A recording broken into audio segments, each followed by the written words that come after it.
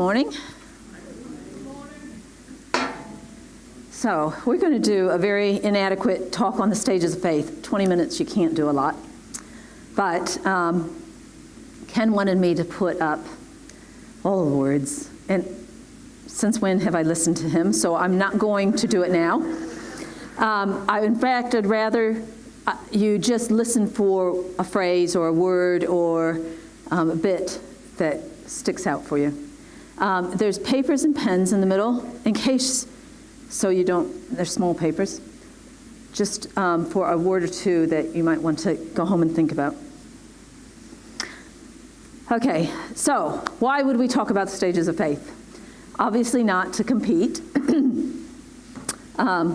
There's strengths and weaknesses in every stage. As you see the birds, there's not like one bird there as he grows. I mean, that's one bird. As he grows, one's not better than the other, right? It's just different. But one of the reasons we're doing this is for self-knowledge. So we can only give as much as we know about ourselves to as much as we know about God. So we only give as much as we know about ourselves to as much as we know about God. So that's one reason we're talking about this. And also when we see other Christians going through different stages, and if we understand what they're doing, it's like, oh, well, we can be better supporters of each other, okay? So self-awareness, other awareness, hopefully more of God awareness. And the main thing is just to keep on walking, no matter where you are. So I'm using Fowler's Stages of Faith, the Critical Journey by Halberg and Gulick, and some other stuff, and I mixed it together so you won't, if you've done Fowler's Stages of Faith, you won't, it doesn't look exactly like his. And I've tried to take away the boxiness of it, and it's just trying not to make it it got a little bit messy, but anyway. So I'm going to just mention a few things about kids' faith. We could do a whole hour on that, you know.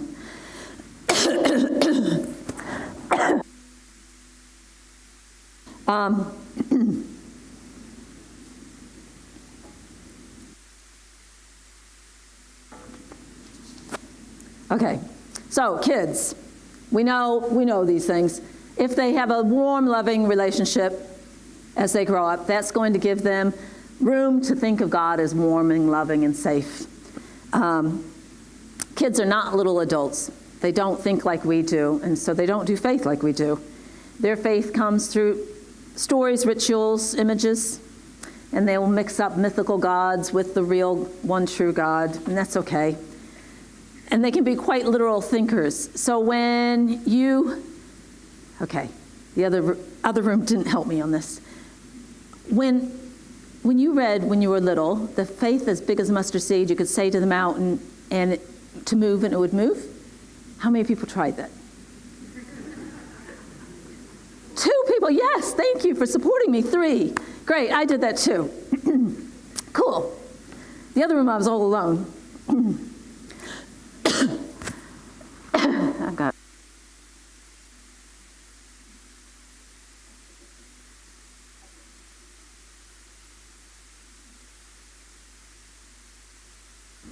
all right.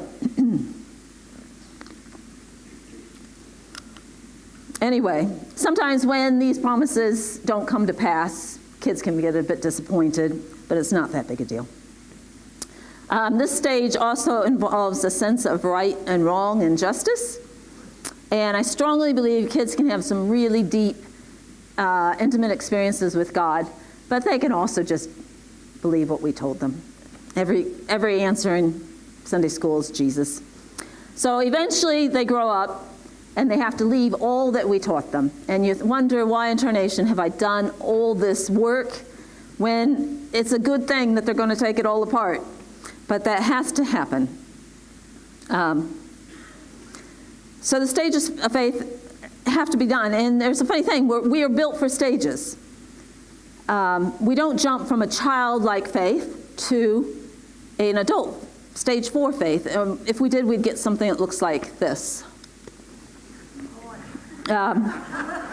We're built to move in psychological, physical, and intellectual, spiritual stages. That's how we're built. We all know what the terrible twos means because we know. It doesn't take much to explain the stages. That's how we're made. Midlife crises, rebellious teens, all those things we just know. We can find characteristics in every stage that are the same. So it's not like we only do these characteristics of faith now and then later we do a whole different set. But they're more pronounced. So that's an important part of this. We'll find all the things I'm talking about all through your life, but at certain times more things are pronounced. For teens, it's important that they identity and following a leader. For mature years, what does it mean? That is not the first time we've asked that question, right? What does it all mean? But in the mature years, that comes up again. Early and middle adulthood is a long period of who am I with? How am I with people?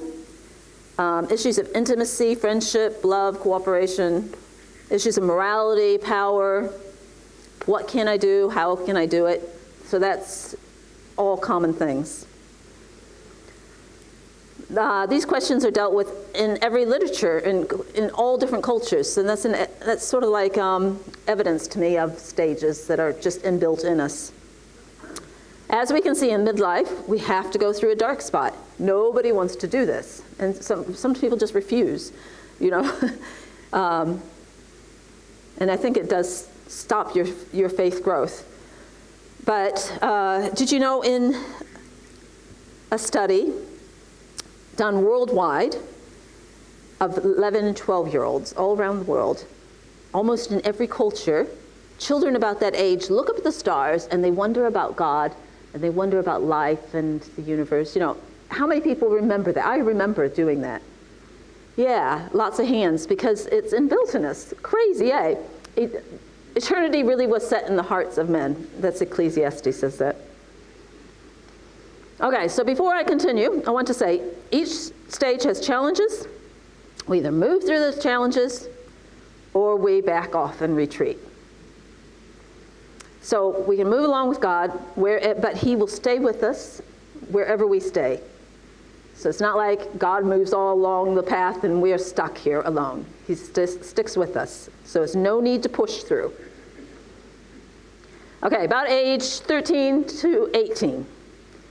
Some people stay at this, the reason I'm trying not to make it so boxy, some people stay at this stage forever.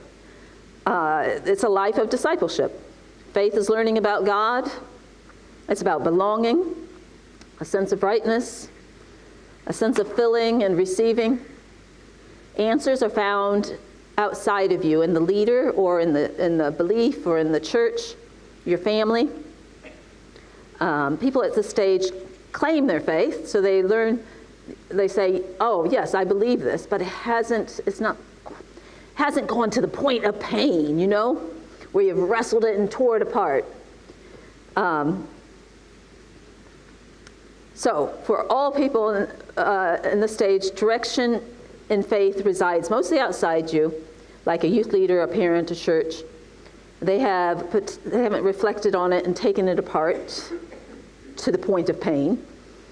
And this happens as we leave home. We're forced to look at other people's faiths. So one thing I want to mention is how to help people in all these stages of faith. So for this stage, hold on. Back up. People often stop faith development at this stage, and I think it might be due to a need to conform, a fear of questioning your beliefs, being comfortable and stable with the accepted norms, and religious communities not always fostering scrutiny.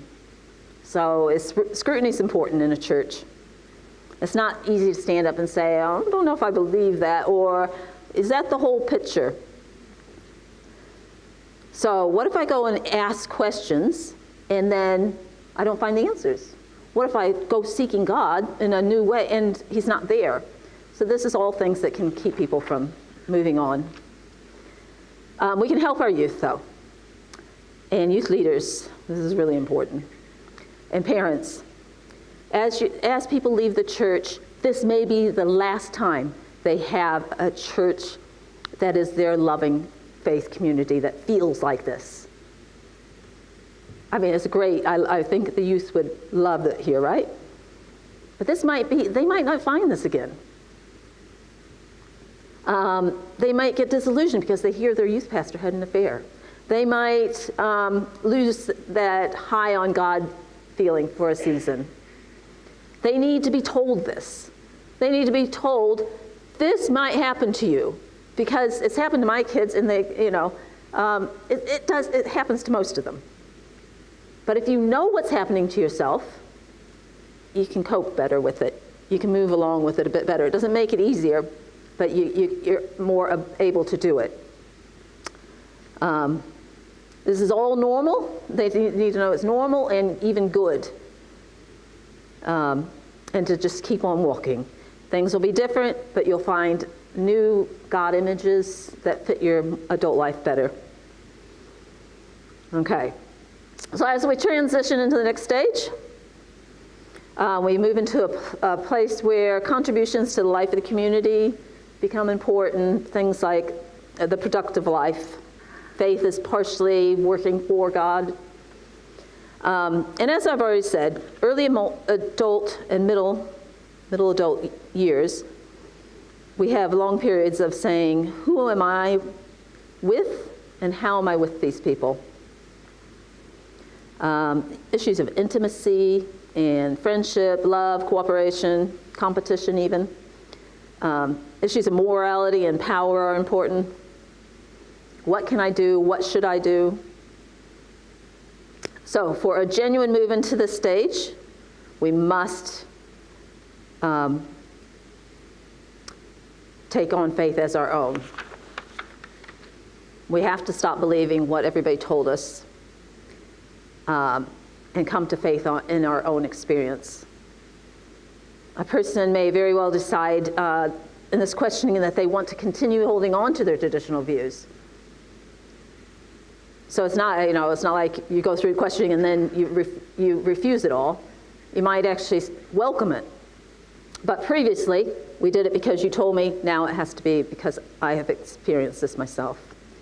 So obviously, questioning is big in this stage. After a period of questioning, and people, I've said that. So I guess I can't emphasize enough. This is critical, important, and good. So around this stage, we come to our midlife crises. I reckon Jacob of Jacob and Esau was in his midlife crisis. You know, we went through all those tricks into the marrying someone, had an extra 7 years that he had to work, and anyway, he finally got away from Laban, and only to find that Esau is headed towards him, and he can just not handle another crisis. And I think that's what midlife is. You just cannot handle another crisis. And that's very typical in the midlife scenario. And I think Jacob sent his family across the river, and he stayed alone and wrestled with God. And that is a big thing in this stage, believe it or not. Sometimes it can be alone. So at some point, around 35 to 60, you can have a long period of disillusionment and disappointment. It can be a very long time. It's brought on by crises, death, loss, job failure, a mishap at church, an uncle who tricked you into marrying his daughter. Almost like we're thrust into the next stage is like a caterpillar, sort of, I reckon. Like if you were a caterpillar, would you go into a cocoon willingly? I would not. I would stay on the leaf and eat. But somehow in midlife we're thrust into this time through all these crises. So we have a faith or life crisis, loss of certainty in life, search for direction with no answers seemingly. We pursue personal integrity with God. God starts to be released from a box. and people may leave church at this point. These people look like they've lost their faith, but they have not. And this is really one of the most important things I want to emphasize today. How do we support people in this stage? Well, number one is we don't try to fix them. Nothing probably worse at this point, and give them answers. I know it's natural and good to tell them to pray more or to read the Bible more, but that's actually not the answer either, although it's what we want to do because it is good. But a person in faith crisis needs lots of time. They need to come up with their own new ways of praying and thinking about God, and they may find silence, contemplation new and helpful. They need to question everything and be okay with no answers, because there probably isn't any. It's a really vulnerable time. In all transitions between faith stages, there's really can be troubling. The stages, moving from stage to stage can be really vulnerable, but this stage is particularly vulnerable, and I think that's why we lose a lot of people at this point. Our old faith containers don't work anymore, and we're looking for a new faith container. Not a new faith, not a new God, and that's what throws us all, because we're like, they're looking for a new container. And I think what Jesus said about new wineskins for new wine is important in this stage. I think of it like a hermit crab. The hermit crab has to leave their old shell and find a new shell that's bigger, but it's really vulnerable period of time for it. Anyway, vulnerable people need understanding, reassurance, and support, but not crowding. If we imply they're losing their faith, we probably will lose them. They're not losing their faith, they're cocooning.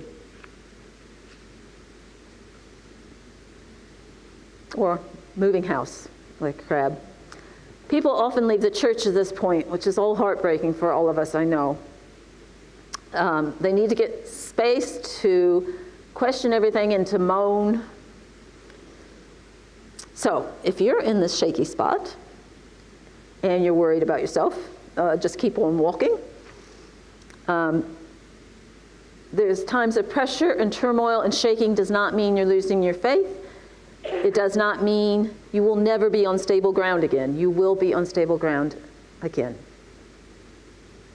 We need to be very gentle and kind to ourselves in this stage and to each other.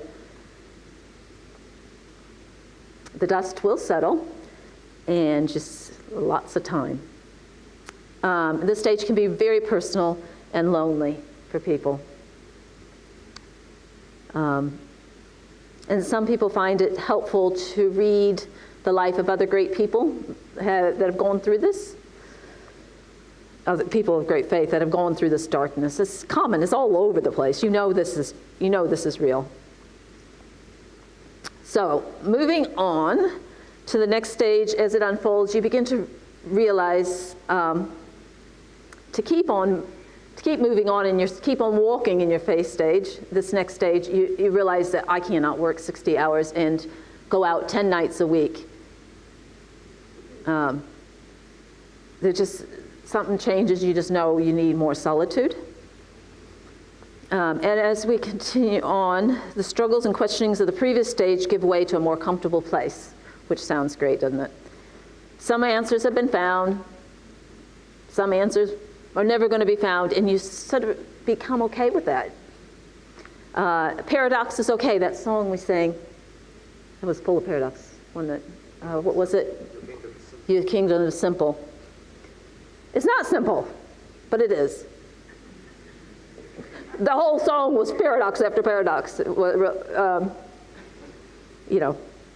Okay, you get what I mean? In this stage, all the self-reflection is less important. And strangely, even though it's a stage of solitude, you have this longing to be with community. You have new love and appreciation for your community, your faith community.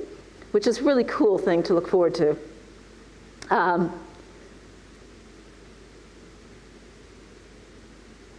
Yeah.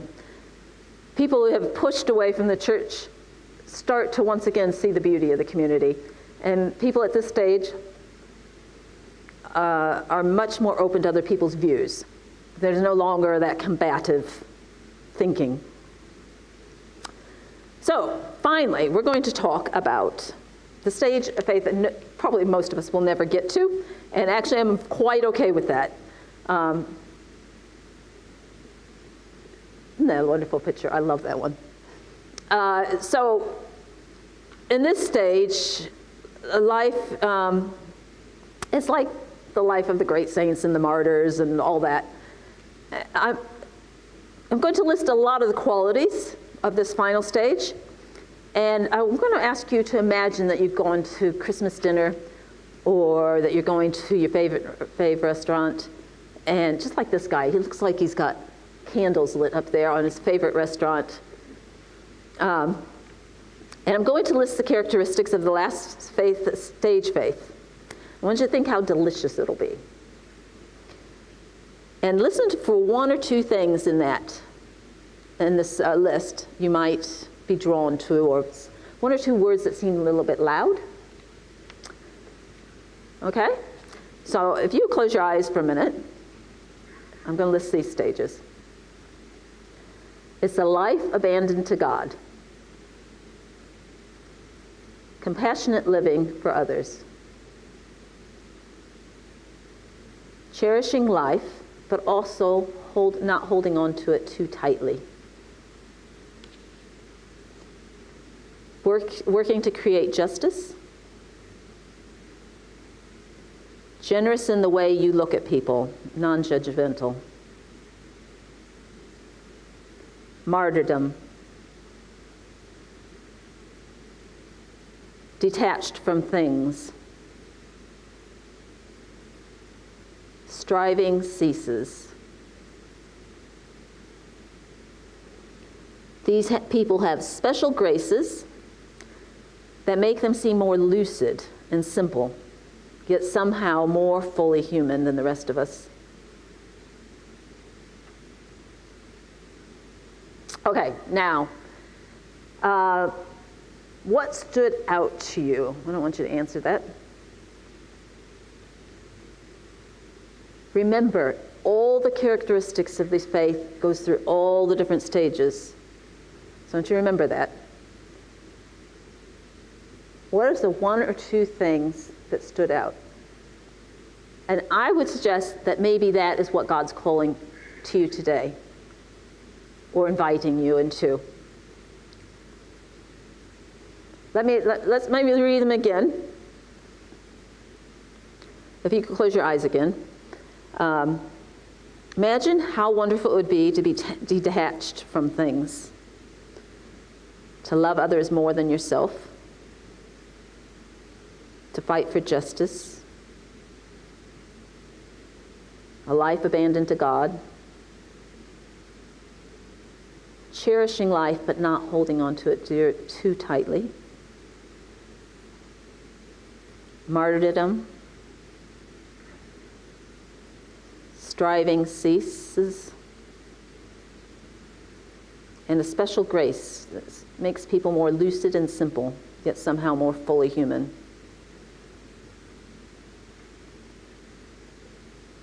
Okay. So I guess I would invite you in the next song to follow those feelings, to follow whatever stood out to you, and assume that it is God nudging you or calling you, wanting to give you something. And maybe in the next set of songs we could just open ourselves up to those words.